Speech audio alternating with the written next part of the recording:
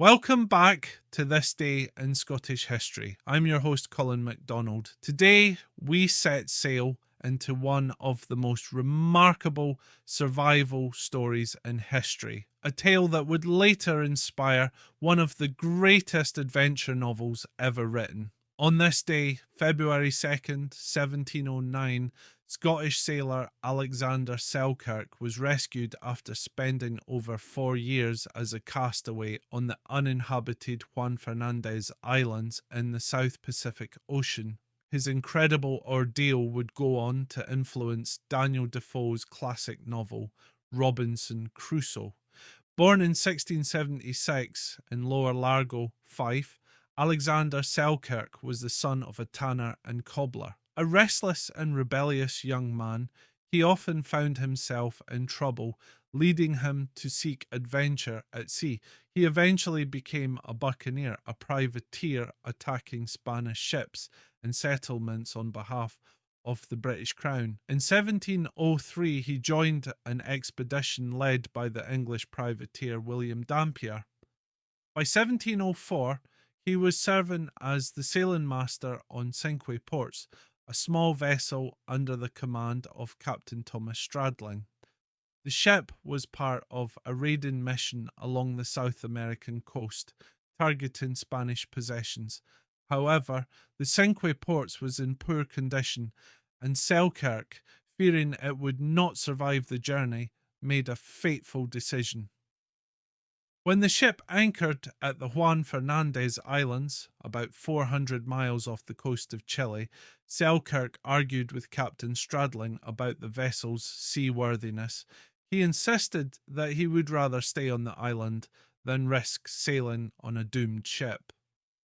Calling his bluff, Stradling left him behind with little more than a musket, some gunpowder, a knife, a Bible, and a few basic supplies. At first, Selkirk regretted his decision bitterly. Alone on an island with no human contact, he faced the harsh reality of survival. His only company was a population of feral goats, left by earlier Spanish explorers along with rats and wild cats. Over time, he adapted, using his skills to build shelter, hunt for food, and craft clothing from goat skins. Selkirk's survival instincts served him well. He developed ways to catch fish, gather native fruits, and hunt goats for meat and skins. He also tamed some of the wild cats to keep the rats at bay while he slept. To keep his sanity, he read his Bible aloud, finding comfort in its words. Meanwhile, his fears about the Cinque Ports proved justified. The ship sank shortly after leaving him behind, with most of the crew perishing at sea or falling into Spanish captivity. Had he stayed aboard, he would likely have shared their fate. Selkirk lived in complete isolation for 4 years and 4 months, growing increasingly wild in his appearance but stronger in his survival skills. Then, on February 2nd, 1709, his long ordeal came to an end. The English privateering ship Duke, captained by Woodes Rogers, arrived at the island. When Selkirk was found, he was almost unrecognisable, clad in goat skins, bearded, and sun-darkened. He had nearly forgotten how to speak fluently. However, his physical condition was remarkable. Rogers described him as the governor of the island, and was so impressed by his resilience that he appointed him as a navigator on the Duke. Selkirk returned to Britain in 1711, now a celebrity. His story spread, and he was interviewed extensively. The English writer Richard Steele published an account of his adventures in the Englishman magazine, further fueling public fascination. A decade later, Daniel Defoe drew inspiration from Selkirk's experience when writing Robinson Crusoe, published in 1719. Though Defoe fictionalized many details, the core of Crusoe's survival story clearly echoed Selkirk's real-life struggles. Despite his fame, Selkirk struggled to reintegrate into society.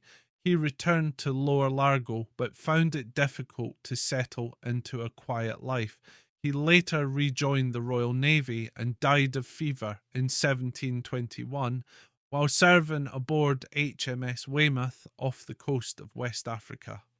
Today, his legacy lives on. The island where he was stranded was renamed Robinson Crusoe Island, and a statue of Selkirk stands in his hometown of Lower Largo, commemorating the extraordinary tale of Scotland's real-life castaway.